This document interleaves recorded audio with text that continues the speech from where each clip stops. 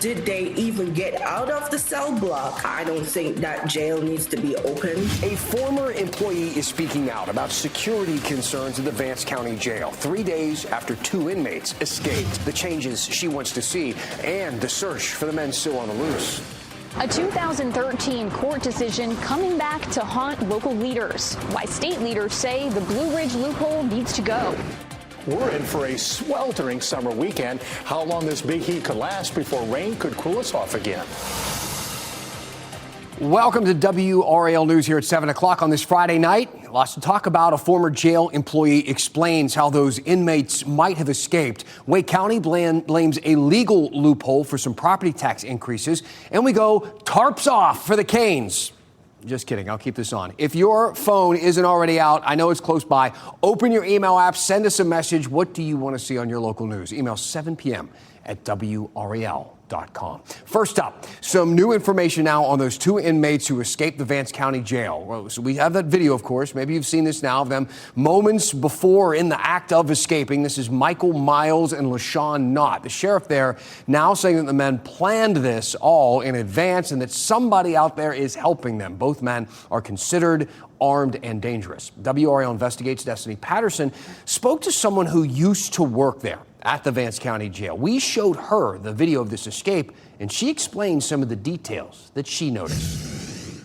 This video shows Michael Miles and LaShawn Knott making a run for it Wednesday afternoon. The FBI shared it with us in the hunt for the 2 Vance County inmates. That area is just the hallway that leads you back up to booking or to the kitchen. When I saw that video, my first reaction was, how did they even get out of the cell block? Althenia Latte Amakeze worked at the Vance County Jail in 2024. She tells me she worked there for less than a month due to her safety concerns. I don't think that jail needs to be open. WRAL Investigates has reported on the unsafe conditions and understaffing in the jail for years. Were there any red flags for you when you saw that video?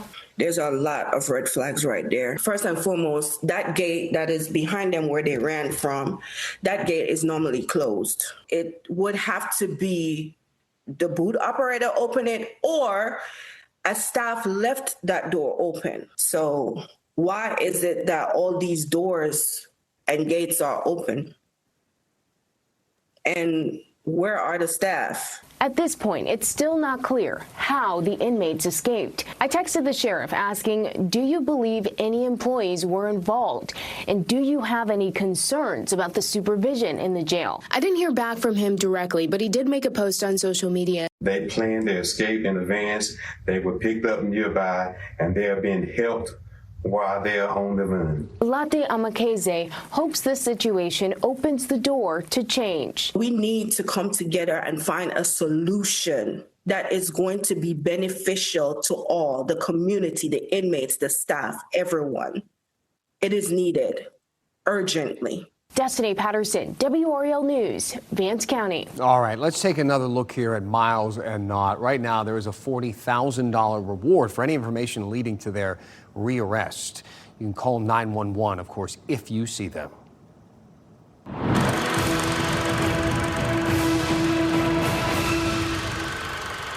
Priority number 1 for me is revitalizing the work culture and environment here. That is your quote of the day, and it's coming from Benson's new interim town manager, we should say. He just got the job today. You see, Benson's previous town manager resigned. He got into some trouble after he was heard cursing in a closed meeting. But to be fair, the stuff he was talking about was pretty urgent. Benson is in serious financial trouble to the tune of millions of dollars. This interim town manager, the guy behind that quote of the day, seems to be focused on turning things around. Let's take you live to Benson right now. WRAL's Heidi Kirk is there. Heidi, you spoke to the new interim town manager. He says he wants to revitalize the culture there. How's that going to work exactly? Well, Dan, first let me tell you, we are really just speaking to him hours after he took on this major job. So he still has a long way to go, and he's getting this under his belt. But he is going to take this on as they search for a permanent town manager here in the town of Benson, really at the center of attention right now. Now, of course, the backdrop of all of this is a man named Dane Rideout. He is the previous town manager who stepped down after a recording surfaced in which he used expletives to talk about the town's financial situation. It really is dire. Now, the town dipped into its general fund more than $2 million to make up for an underperforming utility fund. That's how they got here. Now, the new interim town manager says getting to a strong financial place will be among his top priorities. Take a listen. So the council has set pretty clear priorities for what I am to focus on. That's going to get through this state audit that we have coming on. It's the financial burden that's been on the town, and it's also personnel. And I think that's also priority number one for me, is kind of revitalizing the work culture and environment here and making sure that we have people who are proud to work for the town of Benson. So, Dan, of course, the big question still out there, who is going to take on this role permanently? I spoke with the mayor this afternoon. He says that search starts now. They're going to involve an outside firm to help them narrow down some candidates. He said they hope to have someone in place within 6 months. Dan? All right. Sounds like a plan. Righting the ship in terms of culture is important, of course. But what about the money, Heidi? I mean, that's really what the root of all of this. And they have a lot of work to do there. Did he say anything about that? Dan, the money is on everyone's mind. And of course, as I mentioned, this is just day one for him. So he says he's still kind of getting up to speed on all of the financials, and hopefully he'll have a better grasp on that going forward. But he said the finance director has been all over this. They're currently working on balancing the budget. They have a proposal here in the works that they will present next week. And he said that so far things look like they're headed in the right direction. And that actually lines up with a conversation that I had with an independent auditor that came out and was looking through the financials. We have that conversation on WRAL.com, and we'll have more coming up at 11 o'clock tonight. Heidi Kirk, WRAL News, live in Benson. All right, they got the calculator app open. Thank you, Heidi. Appreciate it. All right, let's get you caught up on today's other big headlines. These are the 5 things you should know right now. Sky 5 flying over a scene of a fire in northern Wake County. This is the old Weaver Trail. Firefighters telling us about 4 acres burned there. The fire is under control, which is good. Crews are putting out some of the hot spots and no one was hurt. No word yet what started this fire, but the fire chief did say heat and dry conditions contributed to how quickly it started to spread. Health insurance costs are going up for tens of thousands of retired state employees. Today, the State Health Plan Board, they voted to raise out-of-pocket costs and copays for members enrolled in Medicare Advantage plans, about $400 to $500 higher. So pretty significant. The change takes effect next year. Officials said the increases are needed to stabilize the plan facing multi-million-dollar deficits and rising health care costs. Another sign of where we're at right now when it comes to the drought, the boat launch ramps at Lake Wheeler are closed to certain boats. Trailered boats cannot use the ramps because of low water hazards. Hand-carried boats will still have access. Go Raleigh is temporarily suspending the R-Line downtown circulator. They say ridership is just too low. It's down 50% compared to before the pandemic. The pause begins in early August and will last about 18 months. The Raleigh Convention Center could be getting a new name. The proposal is to call it the Atlantic Union Bank Convention Center. It just rolls off the tongue, doesn't it? If approved, that name would stick for 15 years. City Council will hold a public hearing about this in a couple of weeks. We'll let you know.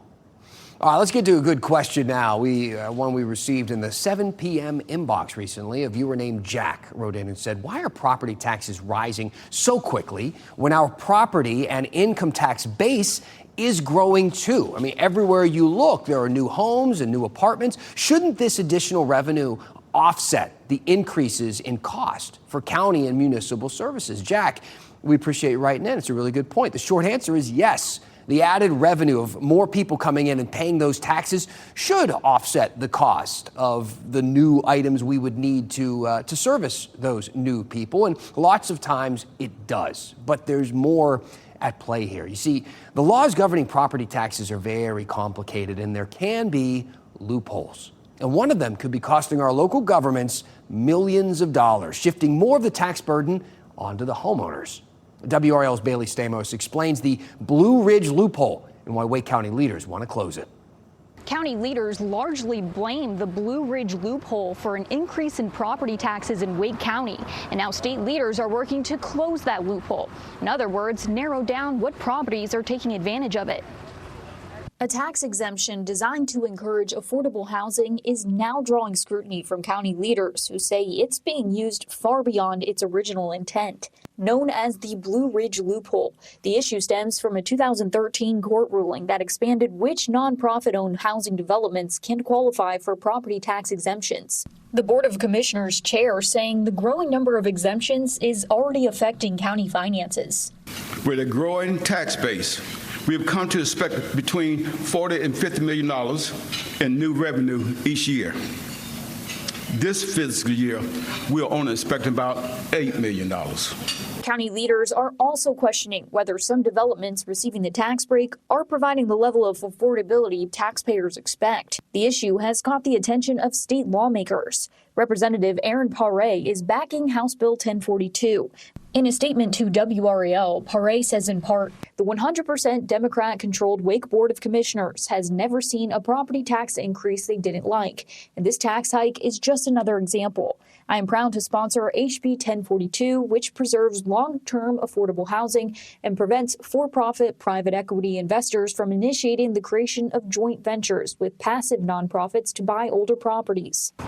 Paré tells WRAL she expects her bill to make it through in this session. Bailey Stamos, WRAL News in Raleigh. Thank you to Bailey. Let us know what you think about this, all of the movement around property taxes, from the proposed increases we've seen at the county level to the proposed changes to kind of control everything at the state level. Lots to discuss, and we know people have been paying more and more. This is something that hits everybody. So send us an email, 7 p.m. at WRAL.com. Tell us what's on your mind. We'll talk about it here at 7 o'clock. Hockey is a very, very superstitious sport. Teams and players, they have all kind of good luck charms and things like that. Sometimes it's what you wear. Other times, it's what you aren't wearing.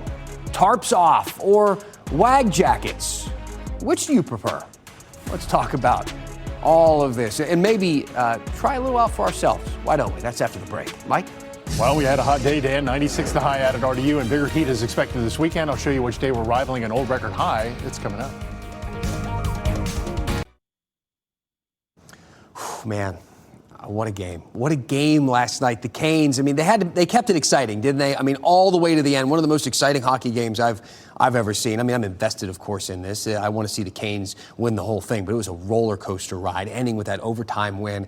I mean, how do you explain all of that? The way it all went down. Was it skill, experience, maybe a little bit of luck here and there? That's how sports goes. Hockey is a pretty superstitious sport. It's why the players all wear beards in the playoffs. Have you noticed that? It's why a lot of the fans make some wardrobe adjustments, sometimes in the middle of the game. I'm talking about this. The fans taking off their shirts, taking their tarps off, as it's being called. They were everywhere last night, in the stands, behind the reporters, everywhere. It's kind of a thing going on in sports right now, and it's not just hockey. Seth Jarvis, the man behind the game-winning goal, said tarps off helped the team to pop off. To have people like that, it's not warm in there, so to take your tarps off and kind of get the crowd going and get the energy going, that's kind of what kickstarted our whole little press there in the third. So even Stormy, the Canes mascot, going tarps off, which frankly is a little disturbing. I'm not sure why. I mean, I thought the jersey was like part of his body. I'm not sure. I thought it was attached. But like I said, superstition is a big thing in hockey. And it's not just beards or the lack of tarps. There's another good luck charm in the crowd. Jackets, WAG jackets to be exact. It stands for wives and girlfriends of the players. They all have these matching jackets, and they wear them to support their significant other on the team. Gina Gostisbehere, the wife of Shane Gostisbehere, actually got one of these for all the people in the picture there. We talked to her about it during our 7 p.m. newscast right before the game last night. Talk to me about the outfit. I have to ask you about the jacket because it is so eye-catching. It's beautiful. Thank you so much. These are our playoff jackets this year. They're from Sports Club Atelier. We went with something a little different this year. We wanted to do burgundy instead of the classic red that we have done all the years in the past. We're a little superstitious on this team, so I was hoping by switching up the color it would bring us some luck, and so far so good. It's great, actually. It's not just the wives and girlfriends who have the WAG jackets. Check out Seth Jarvis's friend group, decked out in the denim. They all wore their own WAG jackets. They said it stood for wives and good friends. If they can do it, why not us, right? Our Ashley Rowe went on a little mission today to bring some good luck to the Canes and find us our very own WAG jacket. What Game 2 taught us is that WAG jackets are the new jersey. So I am off to get Dan a WAG jacket. Walking to the thrift store, I'm really hoping that they have denim jackets. I don't know where I'm going.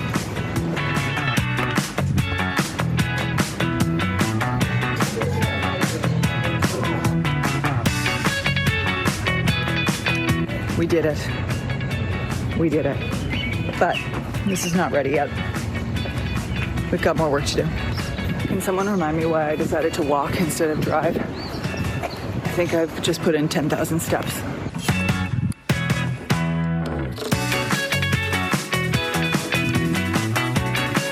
This is a terrible end. What is that?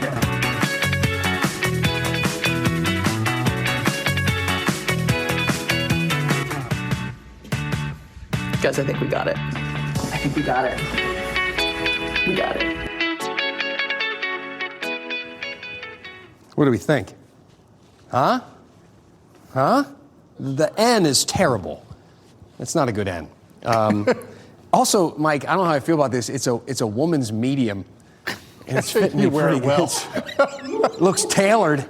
I need to hit the gym, man. Missed you this morning at Lifetime. Yeah, I like it. Do you like it? You look sharp. Yeah. Maybe it'll bring us some luck. Tomorrow night, I'll be watching the game. And it goes well in here because it's awfully cold. You got the air conditioning blasting, but we need it. It's getting hot outside. Yeah, you won't need it outside this weekend, Dan. And take a look at the numbers. 95 Saturday with partly cloudy skies. I think we'll have more cloud cover tomorrow. That'll tend to keep a lid on the heat. We had 96 today. The atmosphere, if we had full sunshine, had the ability to be higher. We'll see what happens. Check in with Chris Michaels tomorrow. He'll let you know about that. Sunday is the day we will cook. 98 is our forecast high. If we have enough sunshine, it could easily go to 99. We have about a 20% chance for shower. The record high on Sunday is 100 degrees, set back in 2008, a 30% chance for storms Sunday night. So here's Futurecast showing the approach of the front. You really can't see the front, but watch for some thunderstorms firing up later on in the afternoon. That's where the front is. So by 3 o'clock, a few showers and storms to the north. Later in the evening, our 30% chance for a shower or storm kicks on in. And then as we go through the overnight, it dies down. By 2 a.m., there could be a stray shower off to the east. Now, for the day on Monday, the front settles into the southern part of the state. That's where we could see some showers and storms for Monday. Only a 20% chance of rain for the triangle. It's a little better chance farther to the south. Now, looking for hope on the European model. Today it's showing Thursday and Friday being greater opportunities for showers and storms. Right now, going about a 40% chance. Could end up being higher if the model would verify. It remains hot now through all of next week with maybe, the coolest day being in the upper 80s. And then this could be the start of a wetter pattern Thursday, Friday, perhaps into the weekend and next week as well. We look at the rainfall potential over the next 7 days, showing about a quarter of an inch where you see the darker shaded green, where you see the blue. That's about a half inch of rain, a quarter of an inch of rain perhaps for Raleigh over the next 7 days, a tenth of an inch for Fayetteville. So at least there is rain in the forecast, and the opportunity for rain could become more frequent as we get through the 13th through the 19th. And what I envision is an upper level trough digging into the Gulf and pulling up moisture from the Gulf all the way up the East Coast. So it's a greater than 40% chance of above normal rainfall during that same time period, below normal temperatures in the plains. So again, if we see a trough carving its way out here, it would bring above normal temperatures. Our normal high is about 84 or 85. So could be in the low 90s at that point with scattered showers and storms. So there is hope ahead. Let's just hope it stays that way by the time we get to the 13th through the 19th. So it's hot at the start of the 7 day. It's hot at the end of the 7 day. The cooler spot, 88. So our 7 day is not looking quite as comfortable as what we showed you yesterday, but there are greater opportunities for rain Thursday and Friday. And Dan, with those greater rain opportunities and that bigger heat, the humidity is going to go up. So we may be talking about heat index values next Thursday and Friday that aren't going to feel all that good. Yeah, well, it's summertime. We're going to have to deal with that. We're almost at least. Exactly. Thank you, Mike. Appreciate it. So many stories from 2006, the last time the Canes were in the Stanley Cup final. We wanted to dig one up from the WRAL archive when fans greeted the team at RDU. It is your Friday moment of nostalgia, and it's after the break.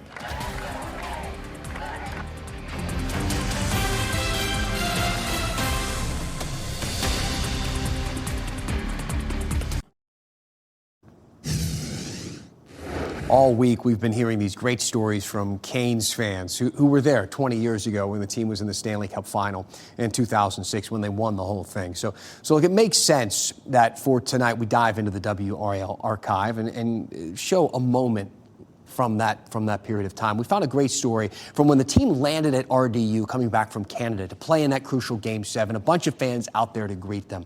Great to have you with us here at 7 o'clock. Have a fantastic weekend as we leave you with this. Your Friday moment of nostalgia.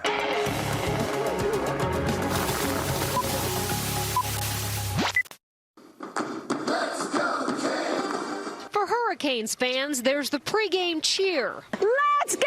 Woo! There's the pregame stretch. And there's the pregame jitters. It's going to be, exciting, hard-hitting.